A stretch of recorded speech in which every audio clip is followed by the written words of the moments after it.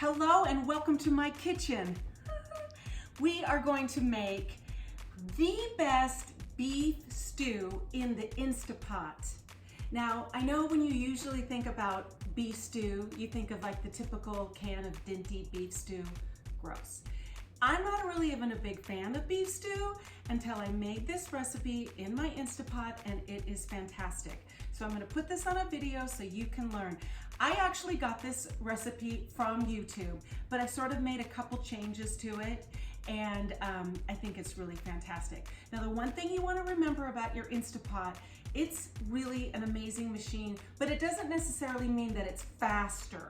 I mean, if you put all these ingredients in a crock pot, yes, it would be in there for 8 hours, and your meat would probably end up still being kind of tough. Not good. But it takes less time, but it's not like 30 minutes from start to finish. And I'll explain. One of the things that you want to do with all of these ingredients is get good ingredients. So when we're talking about potatoes or carrots or onions or garlic, get really good ones, and even the meat. Okay, so what I'm gonna do first is go through the ingredients. One of the things that is so cool about this beef stew is that there's bacon in it. And I buy a really wonderful smoked bacon from a local butcher, basically here. It is so good. The recipe calls for 8 ounces. I might put just a little bit more, but it is really good. So we have 8 ounces of bacon, and then you also do, let's see, 2 pounds of stew meat. Now you can get like beef stew meat in a package, or you could buy some chuck. This is a chuck roll that I bought. It's actually more than 2 pounds, but I'm making food for a lot of people. So I'm kind of doubling my recipe, but the ingredients that I give you are gonna be what you should use. So it asks for 2 pounds of chuck roll or a chuck meat or a beef stew. I would just get ones that are already cubed up. I got the chuck roll and I had to cut it up and take the fat off and the membrane and all that. You don't need to do that. But what you do need to do with your meat is make sure it's in room temperature and pat it dry. You know, you don't want it wet, okay? And so it's gonna look like that, but probably half. You're only gonna use half, okay? That's your meat. Then you're also gonna have a medium onion and 3 cloves of garlic, and then some potatoes. And I buy these little potatoes that are in the little bag. It's a 1 pound potato. If I don't have that, I'll buy, regular potatoes and just cut them in half. But what's cute about these, they're so small that you just put them in, and then when they come out in the stew, they're all perfect like this and bite-sized, yummy. And you can use red potatoes. I like these yellow potatoes, but I've used the red, blue, purple mix, and that's good. And that's just 1 pound, then, which is basically 16 ounces or 2 cups, but really it doesn't matter. That's about 1 pound. And then a pound of carrots. I buy beautiful organic carrots from the farmer's market that are super sweet, and that's about 4 carrots in there. And again, that's about, a pound of carrots cut up. And then I like a lot of mushrooms, so I use a little bit more than a pound, but a pound of mushrooms is called. If you don't like mushrooms, don't put them in, but I think they're great and they stay. It's amazing, they don't get mushy or anything. Okay, and then your spices. What you're gonna need is, here we go. You're gonna need a teaspoon of salt. You're gonna need a half a teaspoon of black pepper. This is really awesome smoked paprika from Trader Joe's. You're gonna need a half a teaspoon of that. Don't substitute this if you can get this from Trader Joe's or any smoked paprika from any grocery store, but get the smoke because it's good. This is my Italian seasoning. I just make it myself, but you can buy Italian seasoning. But this is 2 teaspoons of Italian seasoning. You use 2 bay leaves, which are awesome. I love bay leaves. And then you have a tablespoon of Worcester sauce. And then you also have 2 cups of beef broth. And I use Better Than bouillon, and this is, I get the organic roasted beef. If you don't use this, you should have this in your cupboard because this is the best stuff ever.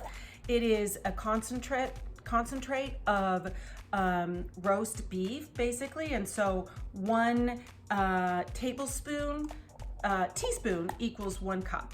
and it's so delicious. Or make your own beef broth, but I really like this. It saves you a lot of money. Use this. And then a half a cup of wine, and you want to use a deep dark wine, so you want to use like a Cabernet or a Merlot, whatever you happen to be drinking for the night, but you only need a half a cup.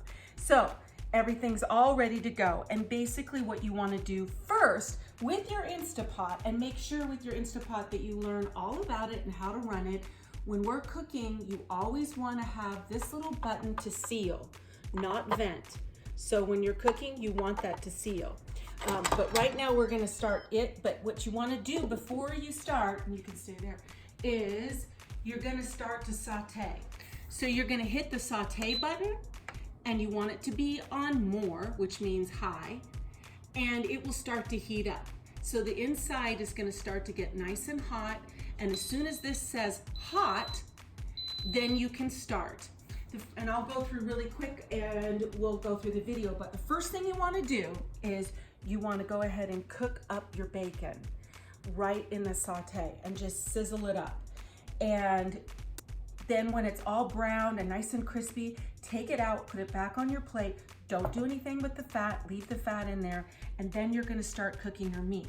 Now, each piece of meat should go in there separately. Don't put everything in at once.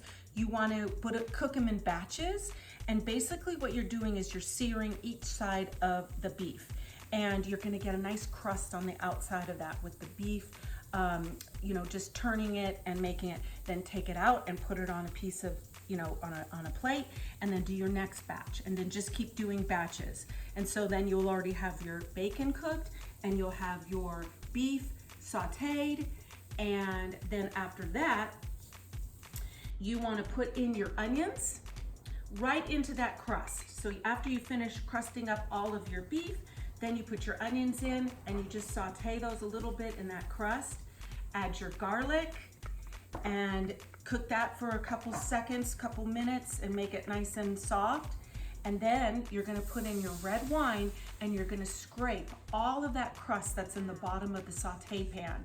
And that wine will do that. It'll make it all come clear. And you wanna scrape up all of that stuff, because that's all the good tasty stuff. Use that, do that with that. And then what you wanna do is put in your beef broth. And now it starts to bubble up and make it beautiful. And you've got a nice little sauce on the bottom there with your onions and your garlic. Then you're gonna add all of your seasoning, and then you're gonna return your beef and your bacon back in and just mix it up. Then you're gonna layer your potatoes, your carrots, and your mushrooms on top. Then you're gonna put your lid back on, and you're gonna pressure cook it for 30 minutes. Then at the end of 30 minutes, you let it release naturally. I usually let it release naturally. I don't touch this at all. I keep it on seal, and I let it release naturally for about 30 to 40 minutes.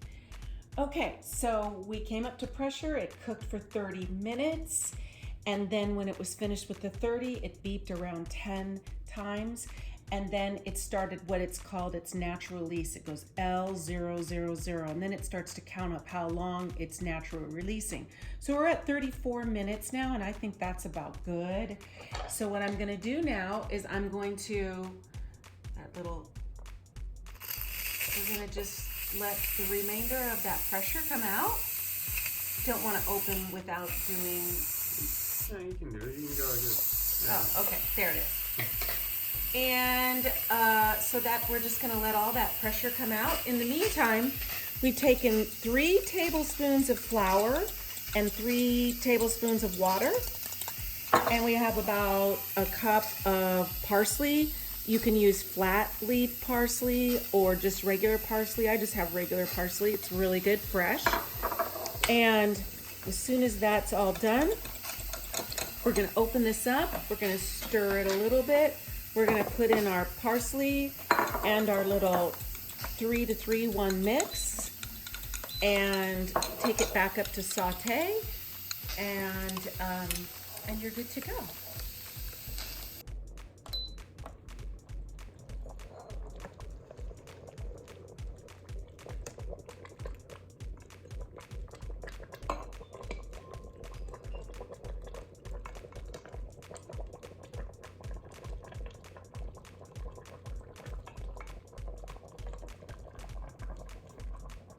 You're gonna love it.